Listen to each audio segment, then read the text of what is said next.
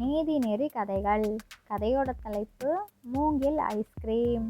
வாங்க கதைக்குள்ள போகலாம். கல்பனாவும் மோனிகாவும் பெரியம்மா பொண்ணு சித்தி பொண்ணு. இவங்க 2 பேருமே எப்போவுமே சின்ன வயசுல எங்கே போனாலும் ஒன்றா தான் போவாங்க வருவாங்க, ஒத்துமையாக இருப்பாங்க. 2 பேர்த்துக்கும் கிட்டத்தட்ட ஒரே வயசு தான் ஆகுது. முறை தான் என்னமோ அக்கா தங்கச்சி. ஆனால் இவங்க 2 பேரையும் பார்த்தா நண்பர்கள் மாதிரி இருப்பாங்க. மோனிகா தான் அக்கா, கல்பனா தங்கச்சி. ஆனால் கல்பனா தான் பெரியம்மா பொண்ணு, மோனிகா கல்பனாவோட சித்தி பொண்ணு. பால்வாடியில் ஒன்றா சேர்ந்தது, பள்ளி படிப்பை முடிக்கிற வரைக்குமே ஒன்றா தான் படிச்சுட்டு இருந்தாங்க. 12வது வரைக்கும் முடிச்சிட்டாங்க 2 பேருமே. அது இல்லாமல் நல்ல மதிப்பெண்களும் எடுத்திருந்தாங்க. மோனிகாவோட அம்மாவும் மோனிகா மட்டும்தான் இந்த திங்களூரில் வாழ்ந்துட்டு இருந்தாங்க. அவங்க அப்பா வெளியூரில் சிட்டியில் வேலை பார்த்துட்டு இருந்தாங்க. வாரத்தில் ஒரு நாள் கண்டிப்பாக திங்களூருக்கு அவங்க அப்பா வந்துடுவாங்க. அது இல்லாமல் கை நிறையா சம்பாத்தியம். இப்படி தான் தொடர்ச்சியாக போயிட்டே இருந்தது. மோனிகா பள்ளி படிப்பை படிச்சுட்டு இருக்கும்போதே அவங்க அப்பாவுக்கு ஆசை என்னன்னா, நம்ம பொண்ணை சிட்டிக்கு கூட்டிகிட்டு போய் நல்லா நிறையா படிக்க வைக்கணும்னு ஆசை. அதே மாதிரியே மோனிகாவும் நல்லபடியாக 12வதுல சூப்பராக மார்க் எடுத்திருந்தா. இப்போ இதுக்கு மேலே என்ன வேணும்? நாம் இதுக்கப்புறமும் இங்கேயே இருக்க வேண்டாம். நான் வெளியூரில் இருக்கிறேன், நீங்கள் மட்டும் இங்கே இருக்கிறீங்க. வாரத்துக்கு ஒரு முறை மட்டும்தான் நான் வந்துட்டு போகிற மாதிரி இருக்குது. நீங்கள் 2 பேருமே அங்கே வந்துடுங்க, இன்னும் நல்லா இருக்கும். படிப்புக்கு இன்னும் சூப்பராக இருக்கும். நம்ம பொண்ணு எடுத்திருக்கிற மார்க்குக்கு சுலபமாக கல்லூரியில் இடம் கிடச்சிரும். நம்ம வெளியூருக்கே போயிடலாம். சிட்டியில் ஏகப்பட்ட கல்லூரிகள் இருக்குது. இந்த கிராமத்தில் கல்லூரிகள் நிறையா கிடையாதுல்ல. அது இல்லாமல் வெளியூர் போய் தான் படித்தாகணும். இப்போது மோனிகா இங்கேயே படிச்சுட்டு இருக்கும் பொழுது உனக்கு துணையாக இருந்துச்சு. இப்போ அவளையும் கல்லூரி சேர்த்துருவோம். அப்போ அவள் காலையில் போனான்னா சாயங்காலம் ஆகிடும் வர்றதுக்கு. உனக்கு பொழுது போகிறதுக்கும் கஷ்டம்தான். இங்கே நீ யார்கிட்ட அவ்வளவா பேசுகிற பழக்கமும் அவ்வளோ பேர்கிட்ட கிடையாதுல்ல. நீ உண்டு உன்னோட வேலை உண்டுன்னு தான் இருந்துக்கிற. பக்கத்து தெருவில் தான் உங்கள் அக்கா வீடு. அவங்க வீட்டுக்கே நீ சும்மா சும்மா எங்கே போகிற? மோனிகாவுக்கு தான் ஒரே கொண்டாட்டம். அவளுக்கு கல்பனா கூட பள்ளிக்கூடத்துக்கு போகிறது, ஜாலியாக விளையாடுறதுன்னு, பெரியம்மாவை பார்க்க போகிறேன் பெரியப்பாவை பார்க்க போகிறேன்னு போவாள். ஆனால் அவங்க பெரியம்மா பெரியப்பா எங்கே? அவங்க பாட்டுக்கு இருப்பாங்க, கண்டுக்கவே மாட்டாங்க. போன கொஞ்ச நேரத்திலேயே திரும்பியும் வந்துடுவா. இப்படி இருக்கும் பொழுது உனக்கு எப்படி தனியாக இருக்க முடியும்? நீயும் சிட்டிக்கு வந்துட்டன்னா புது புது விஷயங்களை பார்ப்ப. நிறையா உனக்கும் தெரிஞ்சுக்கிறதுக்கான வாய்ப்புகள் கிடைக்கும். இங்கே இருக்கிற மாதிரியே கிடையாது. அங்கே எல்லாமே வேறு மாதிரி புதுசு புதுசாக இருக்கும். பார்க்குறதுக்கே உனக்கே ரொம்ப ஆர்வமாக இருக்கும். பெரிய பெரிய மாலு கடைங்கன்னு இருக்கும். சூப்பர் மார்க்கெட்டுக்குள்ளே போனோன்னா நேரம் போனதே தெரியாது. இப்போதான் போன மாதிரி இருக்கும், அதுக்குள்ளேயும் மதியானம் ஆயிடும். இது எல்லாமே சிட்டியில் தான் இப்படிப்பட்ட வசதிகள் எல்லாம் இருக்கும். இங்கேயே இருந்தேன்னு வச்சுக்கோயேன், அதெல்லாம் உனக்கு பார்க்கக்கூடிய வாய்ப்பு கிடையாது. படித்து முடித்ததுமே நான் ஏன் சிட்டிக்கு வந்தேன்? அங்கே எனக்கு எல்லா வசதிகளும் சுலபமாக கிடைக்குது. எல்லாமே அது இல்லாமல் பக்கத்து பக்கத்தில் இருக்குது. ஒரு மருத்துவமனைக்கு போகணுன்னா கூட அவ்வளோ தூரம் இங்கேருந்து போக வேண்டியிருக்கு. ஆனால் அங்கே அப்படியெல்லாம் கிடையாது. அது இல்லாமல் எல்லாமே பக்கத்து பக்கத்தில் இருக்குது. பசிக்குதுன்னு நினச்சோன்னு வச்சுக்கோயேன், இப்போ நமக்கு முடியலன்னு சமைக்கலை, அப்போ கூட உடனே பக்கத்தில் இருக்கிற ஹோட்டலுக்கு போய் வாங்கி சாப்பிட்டுக்கலாம். அது இல்லாமல் ஆர்டர் பண்ணி சாப்பிட்றதுக்கான வசதிகள் எல்லாமே அங்கே அதிகமாக இருக்குது. விலைவாசியெல்லாம் அப்படி இப்படின்னு இருக்கத்தான் செய்யும். அதெல்லாம் நாம் ஒரு பொருட்டாக நினைக்கக்கூடாது. வருமானமும் அதுக்கேற்ற மாதிரி இருக்குல்ல. அப்போது செலவும் ஆக தான் செய்யும். நமக்கு வேணுங்கிற வசதியெல்லாம் கிடைக்கணுன்னும் பொழுது நாம் செலவழிக்கிறதுல எந்த வருத்தமும் படக்கூடாது அப்படிங்கிறாங்க. அதுக்கு உடனே மோனிகாவோட அம்மா, நீங்கள் சொல்கிறதும் எனக்கு சரின்னு தான் படுது. இங்கேயே நாமளும் எவ்வளோ வருஷமாக தான் இருக்கிறது. நம்ம பொண்ணு மோனிகாவும் நல்ல மார்க்கு தான் 12வதுல வாங்கியிருக்கிறா. கண்டிப்பாக அந்த மதிப்பெண்ணுக்கு நல்ல கல்லூரியில் இடம் கிடைக்கும்னு எனக்கும் நல்லாவே புரியுது. நாம் வெளியூருக்கே போகலாம், சிட்டிக்கே போகலாங்க. நீங்கள் அங்கேயே வீடு பாருங்கள், நம்ம எல்லாரும் இந்த மாதமே அங்கே ஊருக்கு போயிடலாம் அப்படிங்கிறாங்க. நீ சொல்கிற மாதிரி ஆகட்டும் அப்படிங்கிறாங்க அவங்களோட கணவரும். இப்படியெல்லாம் நடக்கும்னு மோனிகாவுக்கு முன்னாடியே தெரியும்.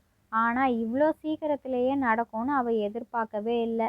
கல்பனானா அவளுக்கு ரொம்ப பிடிக்கும். எப்போ பார்த்தாலும் கல்பனா கல்பனான்னு கல்பனா பின்னாடியே தான் மோனிகா சுற்றிட்டு இருப்பா. அதே மாதிரி தான் கல்பனாவும். மோனிகா மோனிகான்னு 2 பேரும் அவ்வளோ ஒத்துமையாக இருப்பாங்க. இப்போ மோனிகாவை பிரிஞ்சு கல்பனாவும், கல்பனாவை பிரிஞ்சு மோனிகாவும் எப்படி இருக்க போகிறாங்கன்னு தான் தெரியல. மோனிகாவுக்கு அவங்க அம்மாவும் அப்பாவும் எடுத்த முடிவுகளில் எந்த ஒரு கஷ்டமும் கிடையாது.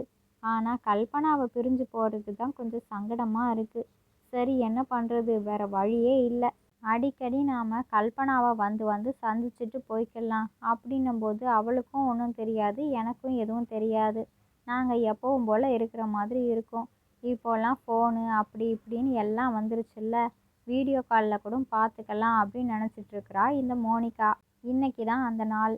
மோனிகா அவங்க குடும்பத்தோட சிட்டிக்கு போகிறதுக்கு கிளம்பிட்டாங்க. சரி, நம்ம கல்பனா கிட்ட சொல்லிட்டு போயிடலாம் அப்படின்ட்டு கல்பனாவை சந்திக்கிறதுக்கு வந்திருக்கிறா. ஆனால் கல்பனாவோட அம்மாவும் அப்பாவும் மோனிகாவை கல்பனா எப்படியும் சந்திக்கக்கூடாதுங்கிறதுக்காக அவளை இங்கேருந்து வெளியூருக்கு ஏதோ வேலை விஷயமா அனுப்பி வச்சுட்டாங்க. பெரியம்மா, பெரியப்பா, எப்போ தான் வருவா கல்பனா? நாங்கள் கிளம்ப வர போகிறோம். நான் கல்பனாவை பார்த்துட்டு போகலான்ட்டு தான் வந்தேன். ஆனால் இன்னும் அவள் வர்ற மாதிரியே தெரியலையே. எப்போ தான் வருவா சொல்லுங்களேன், கொஞ்சம் சீக்கிரமாக வர சொல்லுங்களேன். அவள்கிட்ட கொஞ்சம் பேசிட்டு போகணும்னு ஆசைப்படுறேன் அப்படிங்கிறா. அதுக்கு கல்பனாவோட அம்மாவும் அப்பாவும், ஆ அவள் இப்போதாம்மா போனா, வர்றதுக்கு சாயங்காலம் ஆயிடும்.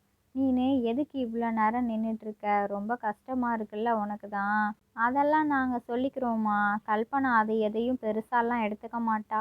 உன்னோட பணக்கார அப்பா இன்னும் கொஞ்ச நேரம் கூட காத்துட்ருக்க மாட்டாரு. நீ புறப்படு புறப்படு. இன்னும் எங்கே இங்கேயே நின்றுட்டுருக்குற?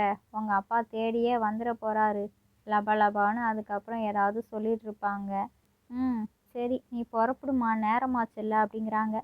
சரி பெரியம்மா, சரி பெரியப்பா, நான் போயிட்டு வரேன் அப்படின்ட்டு கல்பனா கிட்ட சொல்லாமலேயே ரொம்ப மனசு கஷ்டத்தில் மோனிகா அந்த இடத்துல இருந்து நகர்றாங்க. அப்போ மோனிகாவோட அம்மாவும் அப்பாவும், சரி சரி, உன்னோட வருத்தம் என்னன்னு எனக்கு நல்லாவே புரியுது. நீ வேணும்னா பஸ் ஸ்டாண்டுக்கு வந்துரு. எப்படியும் அந்த பஸ்ஸில் தானே இறங்கி கல்பனா வருவா. அப்போ அவளை சந்திச்சு கூட நீ பார்த்து பேசிட்டு சொல்லிட்டு வந்துடலாமே. நீனு பைக்லே வந்துரு, அதுதான் சரியாக இருக்கும். நாங்கள் 2 பேரும் முன்னாடி போகிறோம், நீ பின்னாடி வா. இந்தா பைக் சாவி அப்படின்ட்டு பைக் சாவியை கொடுத்துட்டு மோனிகாவோட அம்மாவும் அப்பாவும் சிட்டிக்கு கிளம்பி போயிட்டாங்க. அதுக்கப்புறம் மோனிகாவும் பஸ் ஸ்டாண்டுக்கு போகிறாங்க.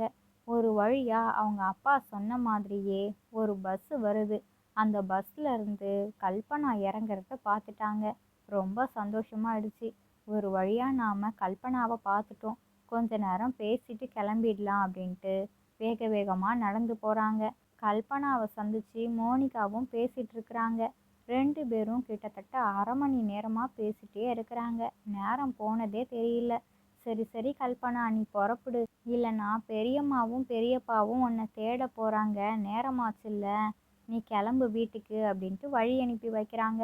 சரி சரி மோனிகா, நீயும் பார்த்து ஊருக்கு போ, நாம் அடிக்கடி முடிஞ்ச அளவுக்கு சந்திக்கிறதுக்கு பார்க்கலாம் அப்படிங்கிறாங்க. ஏதோ உன்னை நான் பார்த்து பேச மாட்டேன்னு நினச்சேன். ஆனால் அந்த கடவுள் செயலில் உன்னை நான் சந்தித்து பேசுகிற அளவுக்கு நடந்துருச்சு. இதுக்கப்புறம் நான் வீட்டுக்கு நிம்மதியாக போவேன். நீ பார்த்து ஊருக்கு போ அப்படிங்கிறாங்க. சரி சரி, நான் பார்த்து போகிறேன், நீ ஆட்டோ எதாவது பிடிச்சி வீட்டுக்கு போ அப்படிங்கிறாங்க. ஆமாம், நான் ஆட்டோ தான் பிடிச்சி போகணும் அப்படின்ட்டு கல்பனா ஆட்டோ பிடிச்சி அவங்களோட வீட்டுக்கு புறப்பட்டுட்டாங்க. மோனிகா பைக் எடுத்துகிட்டு சிட்டிக்கு கிளம்பி போயிட்டுருக்குறாங்க.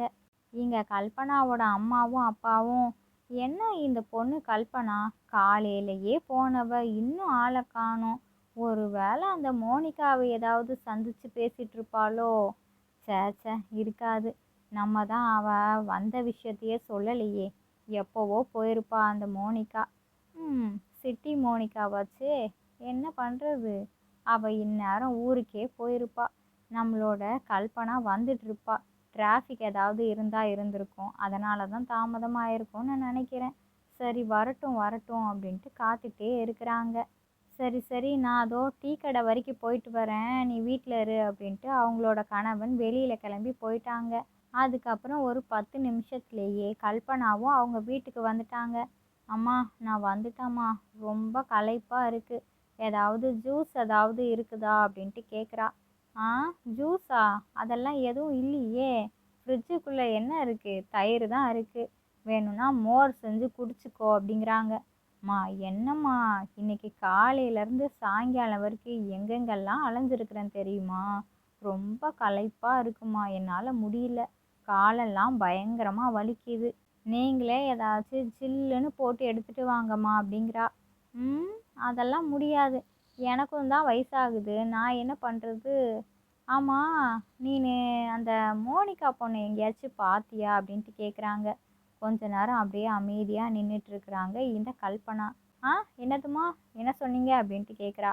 ஆ அந்த மோனிகா பொண்ணை எங்கேயாச்சும் பார்த்தியா அப்படின்ட்டு கேட்டேன். ஆ இல்லைம்மா, நான் காலையில் போனவ இப்போ தான் வீட்டுக்கே வரேன்.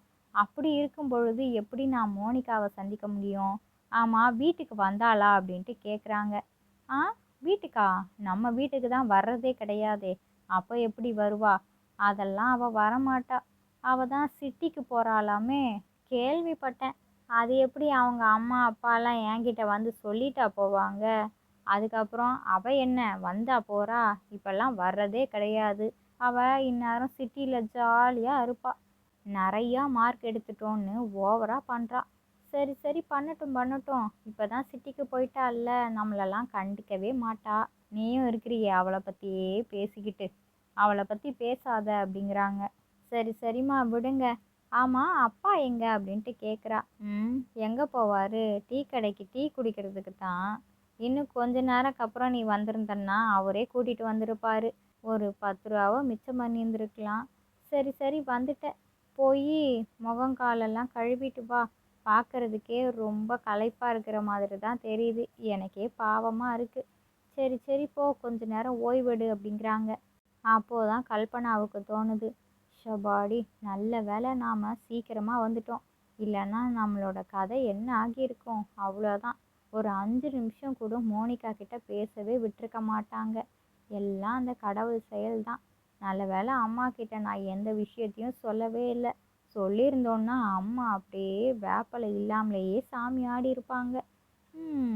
சரி சரி, இப்போவே ஓடிடலாம். இல்லைன்னா இன்னும் ஏதாவது கேள்வியை கேட்டு நம்ம வாயிலிருந்தே எதையாச்சும் கேட்டு வாங்கிடுவாங்க. அது எதுக்கு, ஓடிடலாம் அப்படின்ட்டு ஓடிட்டாங்க. சில மாதங்கள் போகுது. நல்லபடியாக மோனிகா ஒரு நல்ல காலேஜில் சேர்ந்து படிச்சுட்டு இருக்கிறாங்க. இங்கே இந்த கல்பனாவும் ஆசை ஆசையாக கல்லூரியில் சேருவாங்கன்னு தான் நினச்சிட்டு இருந்தாங்க. ஆனால் என்ன சூழ்நிலை மாறிச்சோ, அவங்கள இதுக்கப்புறம் நீ படிக்க வேண்டாம், வீட்டில் இருந்தாலே போதும், இதுக்கப்புறம் படித்து என்ன பண்ண போகிற, இங்கேருந்து கல்லூரிக்கு அங்கே போகணும், அவ்வளோ தூரம்லாம் போயிட்டு வந்துட்டு இருக்க முடியாது, வேண்டாம் வேண்டாம், நீ வீட்டிலேயே இரு. அன்னைக்கு ஒரே ஒரு நாள் காலையில் அனுப்பி சாயங்காலமாக மளிகை சாமானெல்லாம் வாங்கிட்டு வர சொன்னதுக்கே வந்ததே சரின்னு எனக்கு கால் வலிக்குது, இடுப்பு வலிக்குதுன்னு, களைப்பாக இருக்குன்னு என்னென்னமோ சொன்னேன். இப்படி இருக்கிற உன்னை எப்படி நாங்கள் நம்பி காலேஜுக்கெல்லாம் அனுப்புறது? அங்கே போயிட்டு வர்றதுக்குள்ளேயும் நீ எப்படியோ மயக்க அடித்து கீழே விழுந்தாலும் விழுந்துருவ. அதெல்லாம் வேண்டாம், நீ வீட்டிலேயே இரு, அதுதான் உனக்கு பாதுகாப்பு அப்படிங்கிறாங்க. அம்மா இல்லைம்மா, நான் அதெல்லாம் எதுவும் சொல்ல மாட்டேம்மா, நான் படிக்கணும்மா படிக்கணும் அப்படின்ட்டு எவ்வளவோ கேட்டு பார்த்துட்டாங்க.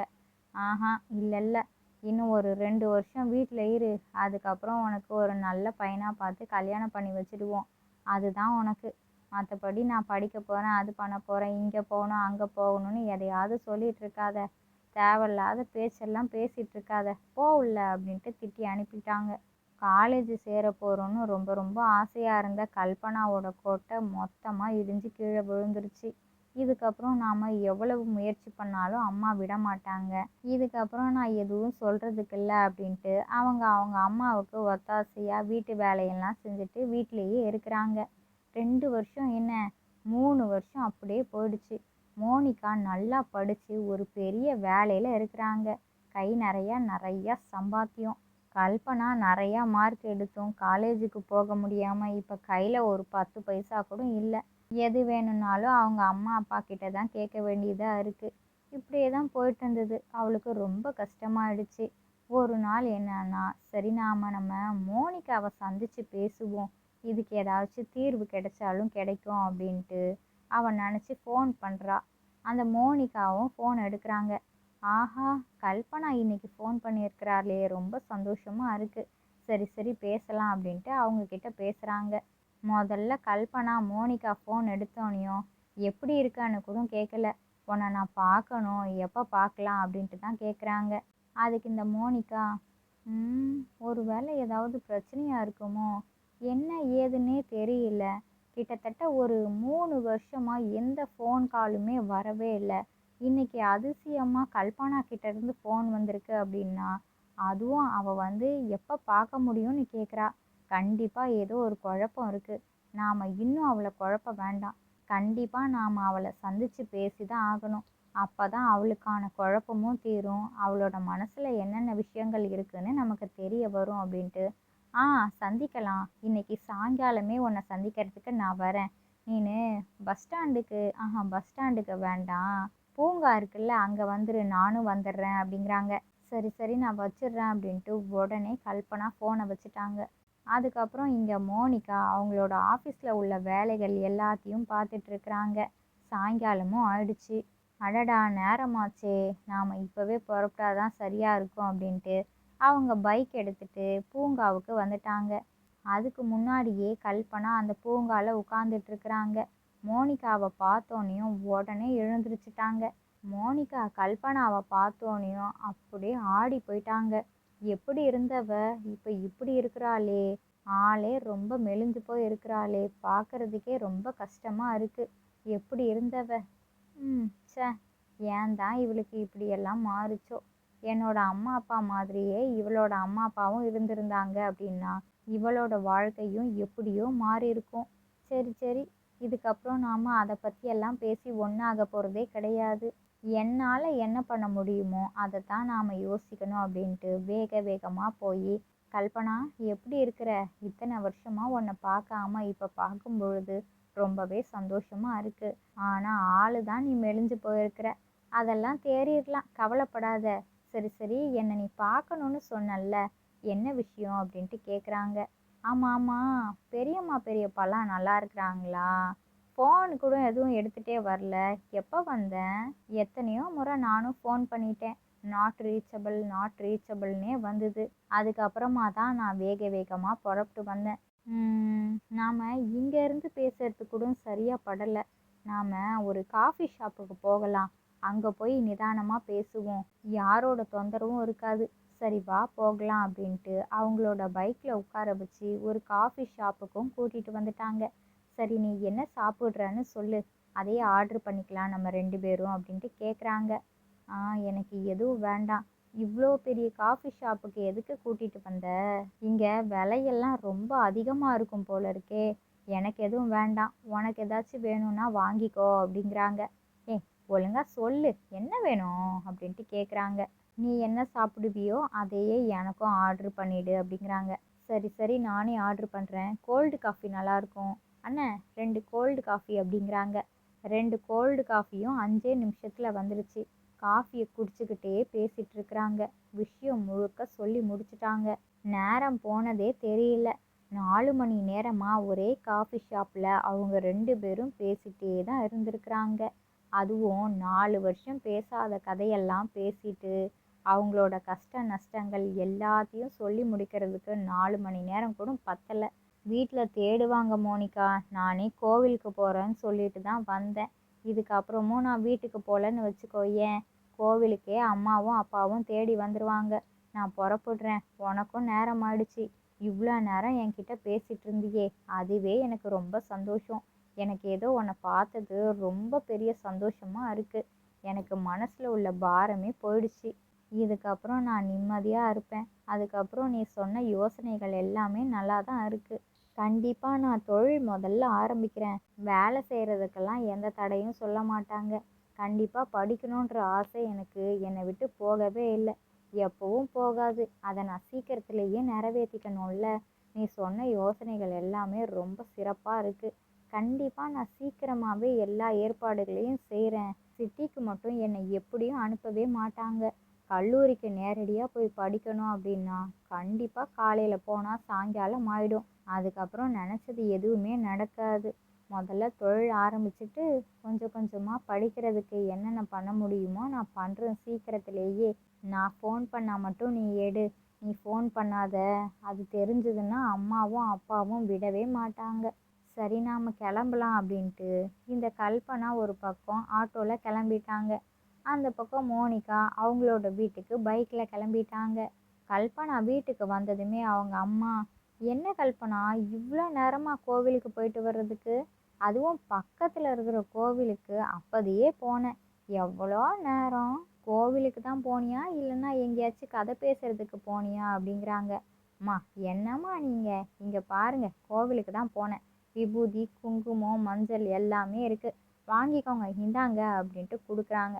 ஆ சரி சரி, சாரி, நான் தெரியாமல் ஏதோ சொல்லிட்டேன், அதுக்காக கோவம்லாம் படாத, நல்லாவே இல்லை அப்படிங்கிறாங்க. நான் ஒன்றும் கோவப்படலம்மா, சரி எனக்கு நிறைய வேலை இருக்குது, நான் போகிறேன், உள்ளே போகிறேம்மா, என்னை விடுங்க அப்படின்ட்டு உள்ளே போயிட்டாங்க. மூங்கில் ஐஸ் வியாபாரம் பார்க்குறதுக்காக முதல்ல மூங்கில் மரங்களை வெட்டலான்ட்டு வீட்டில் இருந்து கோடாரியை எடுத்துகிட்டு வெளியில் வராங்க. ஏய் எங்கே போகிற இந்த கோடாரியை எடுத்துகிட்டு அப்படின்ட்டு கேட்குறாங்க அவங்க அம்மா. அதெல்லாம் ஒன்றும் இல்லைம்மா, இதோ நான் வந்துடுவேன், இருங்க, இங்கேயே இருங்கம்மா அப்படின்ட்டு வேக வேகமாக போய் மூங்கில் எல்லாமே வெட்டிட்டு வீட்டுக்கும் வந்துட்டாங்க. அதுக்கப்புறம் அது எல்லாத்தையும் கழுவி வீட்டுக்குள்ளே எடுத்துகிட்டு போய் ஐஸ்கிரீம் எல்லாம் செஞ்சு ஃப்ரிட்ஜுக்குள்ளேயும் வச்சுட்டு போயிருந்துருக்குறாங்க. அதை எல்லாத்தையும் எடுத்து அந்த மூங்கிலுக்குள்ளே ஒவ்வொன்றுத்துலேயுமே வைக்கிறாங்க. பார்க்குறதுக்கே ஐஸ்கிரீம் ரொம்ப அழகாக இருக்குது. அடியே இது என்னது, இது புதுசாக இருக்குது, மூங்கிலுக்குள்ளே ஐஸ்கிரீம் எல்லாம் வச்சுருக்கிறியே, என்ன எங்கேருந்து பார்த்த, இப்படியெல்லாம் உனக்கு யோசனை யார் சொன்னது? ஆ நல்லா இருக்கே, எனக்கு ஒன்று கூட அப்படிங்கிறாங்க. அம்மா இதை முதல்ல ஃப்ரிட்ஜுக்குள்ளே வைக்கணும்மா, கட்டி ஆகணும், அப்போ தான் இதெல்லாம் சாப்பிட்டா நல்லா இருக்கும், கொஞ்சம் தள்ளுங்கம்மா அப்படின்ட்டு ஃப்ரிட்ஜுக்குள்ளே போய் அவங்க செஞ்ச ஐஸ்கிரீம் எல்லாத்தையும் போய் வைக்கிறாங்க. ஆமாம், எதுக்காக இவ்வளோ ஐஸ்கிரீமை செஞ்சுருக்கிற, நம்ம வீட்டில் இருக்கிறதே 3 பேர், இவ்வளோ ஐஸ்கிரீமு யாருக்கு, எதுக்கு, ஏதாவது வியாபாரம் ஏதாவது பார்க்க போறியா என்ன? சொல்லு அப்படிங்கிறாங்க. ஆமாம், நான் வியாபாரம் தான் பார்க்க போகிறேன், ஐஸ்கிரீம் வியாபாரம் அப்படிங்கிறாங்க. என்னது ஐஸ்கிரீம் வியாபாரமா அப்படின்ட்டு சிரிக்கிறாங்க. ஆமாம்மா ஆமாம், சிரிக்காதீங்க, உண்மையாக தான் நான் சொல்கிறேன், நாளைக்கு பாருங்க வியாபாரம் எப்படி இருக்குன்னு, அதுக்கப்புறம் தான் உங்களுக்கு புரியும், வியாபாரம் அமோகமாக இருக்க போகுது, காசு மேலே காசு கொட்ட போகுது, அப்போதாம்மா உங்களுக்கு எல்லாமே தெரியும் அப்படிங்கிறாங்க. காசு மேலே காசு கொட்ட போகுதா, பார்க்கலாம் பார்க்கலாம், நீ சொல்கிறது சரியா இல்லை நான் சொல்கிறது சரியான்னு பார்ப்போம் அப்படிங்கிறாங்க. பார்க்கலாமா, நாளைக்கு பாருங்க, நான் மட்டும் நிறைய காசு சம்பாதிச்சு கொண்டு வந்துட்டானா நான் சொல்கிறத கேட்கணும் அப்படிங்கிறாங்க. சரி, இதுவும் நல்லா தான் இருக்குது, எப்படியும் நீ தோற்று தான் போக போகிற, நான் ஜெயிக்க போகிறேன், நீ தான் நான் சொல்கிறத கேட்க போகிற, இதுக்காக நான் நாளைக்கு வரைக்கும் காத்திருக்கணுமா? சரி சரி, உன்னோட ஆசையை ஏன் கெடுப்பானே, நீ சொல்கிற மாதிரியே நாளைக்கு பார்ப்போம், கதை நீ சொல்கிற மாதிரி நடக்குதா இல்லை நான் சொல்கிற மாதிரி நடக்குதான்னு.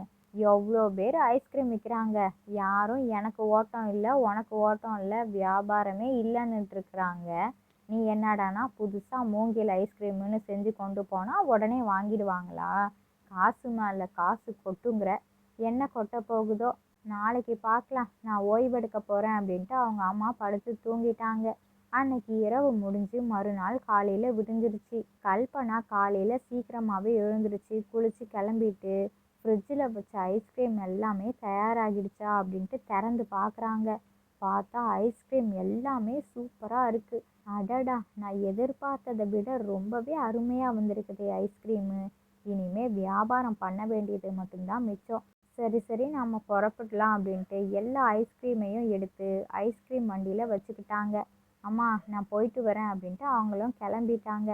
ஐஸ்கிரீம் மூங்கில் ஐஸ்கிரீம், ருசியான ஐஸ்கிரீம், வெயிலுக்கு இதமான மூங்கில் ஐஸ்கிரீம், ஐஸ்கிரீம் மூங்கில் ஐஸ்கிரீம்னு சத்தம் போட்டு சொல்லிட்டு இருக்கிறாங்க. அந்த ஊரில் உள்ள ஜனங்க எல்லாரும், என்ன மூங்கில் ஐஸ்கிரீமா, ஏதோ வித்தியாசமாக இருக்குது அப்படின்ட்டு ஜனங்க எல்லாம் கூடி நிற்கிறாங்க. முதல்ல 2 பேர் வந்து, என்னதுமா இது மூங்கில் ஐஸ்கிரீம்னு சொல்கிற, மூங்கில்ல இருக்குமா இல்லைன்னா சும்மா சொல்கிறியா அப்படின்ட்டு கேட்குறாங்க. இல்லை, இங்கே பாருங்கள், நான் கையில் வச்சுருக்கிறேனே, அதை பார்க்கும் பொழுதே உங்களுக்கு தெரியலையா, மூங்கில்ல செஞ்ச ஐஸ்கிரீம் தான், ரொம்ப ருசியாக இருக்கும், உடலுக்கு ஆரோக்கியமானது, வெயிலுக்கு சூப்பராக இருக்கும், இந்தாங்க வாங்கிக்கோங்க, சாப்பிட்டு பார்த்துட்டு சொல்லுங்க அப்படின்ட்டு கொடுக்குறாங்க. நல்லா இல்லைன்னா நீங்கள் காசே தர வேணான்னு சொல்கிறாங்க. சரி சரிம்மா எவ்வளோ அப்படிங்கிறாங்க. ஒரு ஐஸ்கிரீம் 10 ரூபா அப்படிங்கிறாங்க. சரி 2 ஐஸ்கிரீம் கொடு அப்படின்ட்டு 2 ஐஸ்கிரீமை வாங்கிட்டு காசையும் கொடுத்துட்டாங்க. மூங்கில் ஐஸ்கிரீமை சாப்பிட்டு பார்த்தோன்னையும் ரொம்ப ருசியாக இருக்குது. நல்லா இருக்குமா, உண்மையாலுமே நீ சொன்ன மாதிரி ரொம்ப ருசியாக இருக்குது, எனக்கு ரொம்ப பிடிச்சிருக்கு அப்படிங்கிறாங்க. அதை பார்த்தோன்னையும் சுற்றி உள்ளவங்களும், ஓ நல்லா இருக்கு போல இருக்கு, நம்மளும் வாங்கி சாப்பிட்லாம், வெறும் 10 ரூபா தானே, ஒன்றே ஒன்று வாங்கி சாப்பிட்டாதான் என்ன அப்படின்ட்டு வந்து வந்து வாங்கி சாப்பிட்றாங்க. ஐஸ்கிரீம் வண்டியில் வச்சு எடுத்துகிட்டு வந்த எல்லா மூங்கில் ஐஸ்கிரீம்களுமே காலி ஆயிடுச்சு. வரும்பொழுது அவ்வளோ ஐஸ்கிரீம். இப்போ வீட்டுக்கு திரும்பி போகும்பொழுது ஒரு ஐஸ்கிரீம் கூட இல்லவே இல்லை. கையில் காசு மேலே காசு. ஆஹா, நாம் ஜெயிச்சிட்டோம். அம்மா கிட்ட கொண்டு போய் இந்த காசை காமிச்சோம்னா இதுக்கப்புறம் நாம் சொல்கிறது தான்.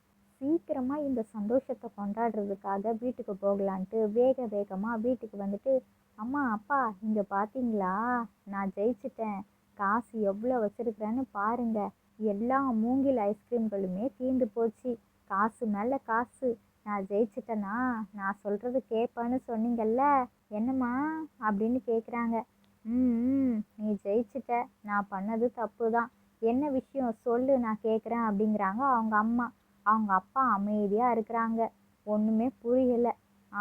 நான் விஷயத்தை தான் அப்போதையே சொன்னேன்ல, அதுதான் அப்படிங்கிறாங்க. ஓஹோ அப்படியா, சரி சரி, ஆமாம் நீ தான் தோத்துட்டல்ல, உன்னோட பொண்ணு சொல்கிறத நீ தான் கேட்கணும், கேளு. ஆமாம் என்ன விஷயமா, சொல்லு கல்பனா அப்படிங்கிறாங்க அவங்க அப்பா. நான் படிக்கணும், காலேஜ் படிக்கணும், நான் பெரிய ஆளாக வரணும், வெளியூரில் நான் காலேஜ் சேர போகிறேன், சிட்டிக்கு போய் படிக்க போகிறேன் அப்படிங்கிறாங்க. இப்போ அவங்க அம்மா அப்பாவால் எந்த மறுப்புமே சொல்ல முடியல. நீ இப்போவே சொன்ன மாதிரி சாதிச்சு காமிச்சிட்ட, கண்டிப்பாக நல்லா படித்து சாதிப்ப, பெரிய ஆளாக வருவ அப்படின்ட்டு வாழ்த்திட்டு, சரிம்மா நீ நல்லா படித்து பெரிய ஆளாக வா அப்படிங்கிறாங்க. நீங்களே என்னை மனசார வாழ்த்தி படிக்க சொல்லிட்டீங்க, இதுக்கப்புறம் எனக்கு என்ன வேணும், நான் சந்தோஷமாக படிப்பேன், நிறையா மதிப்பெண்கள் எடுப்பேன், உங்களுக்கு பெருமைகள் மேலே பெருமைகளாக சேர்த்து தருவேன் அப்படிங்கிறாங்க. அதுக்கப்புறம் நான் உங்ககிட்ட ஒரு முக்கியமான விஷயத்த மறைச்சிட்டேன், அதை நான் சொல்லலைன்னா இப்போவும் எனக்கு வருத்தமாகவே இருக்கும், இப்போவே நான் எல்லா விஷயத்தையும் சொல்லிடுறேன் அப்படின்ட்டு அவங்க மோனிகாவை சந்தித்து பேசின எல்லா விஷயங்களையுமே சொல்லிடுறாங்க. அதுக்கப்புறம் தான் அவங்க அம்மா அப்பாவுக்கு ஒவ்வொரு விஷயமும் நல்லா புரியுது, நாங்கள் பண்ணது எல்லாமே ரொம்ப ரொம்ப தப்பு, இதுக்கப்புறம் மோனிகாட்ட அவங்க 3 பேர்கிட்டையுமே நான் இப்படி கோபமாக இருக்கவே மாட்டேன், நாங்கள் 2 பேர் பண்ணதும் தவறு தான், என்னால் தான் இவங்களும் அப்படியே இருந்தாங்க, நல்ல வேலை இப்போவாச்சும் நீ சொன்னியே, எங்கள் புத்தியில் எல்லாமே எட்டிடுச்சு. அதுக்கப்புறம் அதே சந்தோஷத்தோட அவங்களோட அம்மா அப்பாவை கூட்டிகிட்டு சிட்டிக்கு போகிறாங்க. ஒரு நல்ல காலேஜில் உடனே அவங்களுக்கு சீட்டு கிடச்சிருது. சிட்டியில் உள்ள கல்லூரிக்கு போனால் மோனிகா அவங்க அம்மா அப்பா இருக்கிறாங்க. இந்த கல்பனாவோட அம்மா அப்பாவுக்கு அவங்கள பார்த்தோன்னே ரொம்ப சந்தோஷமாயிடுச்சு. உடனே மன்னிப்பையும் கேட்டுட்டாங்க. குடும்பமே ஒத்துமை ஆயிட்டாங்க. அவங்க ஆசைப்பட்ட மாதிரியே நல்லபடியாக கல்லூரி படிப்பை தொடங்கிட்டாங்க. இந்த கதையிலேருந்து நாம் என்ன தெரிஞ்சுக்கணும் அப்படின்னா, நாம் ஒருத்தரோட தோற்றத்தை வச்சு இவங்க இப்படி தான் அப்படித்தானே நம்மளாவே நினச்சி யூகித்து பேசக்கூடாது. அவங்களோட குணம் அவங்க கூட பழகும் பொழுது மட்டும்தான் நமக்கு தெரியும். அதுக்கப்புறம் இன்னொரு முக்கியமான விஷயம் என்னென்னா, நம்ம தவறுகளை உணர்ந்து மன்னிப்பு கேட்ட உடனே நாம் செஞ்ச தவறுகள் எல்லாத்தையும் மன்னிக்கிறாங்களே, அவங்களோட மனசு மிகப்பெரிய மனசு. இந்த கதை பிடிச்சிருந்தா லைக் பண்ணுங்கள், ஷேர் பண்ணுங்கள், உங்களோட கருத்துக்களை கமெண்ட் பாக்ஸில் கமெண்ட் பண்ணுங்கள். இது மாதிரி இன்ட்ரெஸ்டிங்கான கதைகள் எல்லாம் பார்க்கணுமா, ப்ளீஸ் நம்மளோட சேனலை சப்ஸ்கிரைப் பண்ணிக்கோங்க. நிறைய பேர் சப்ஸ்கிரைப் பண்ணாமலேயே பார்க்குறீங்க, சப்ஸ்கிரைப் பண்ணுங்கள். இதோட இன்னொரு சுவாரஸ்யமான கதைகள் வீடியோவில் பார்க்கலாம். Okay bye.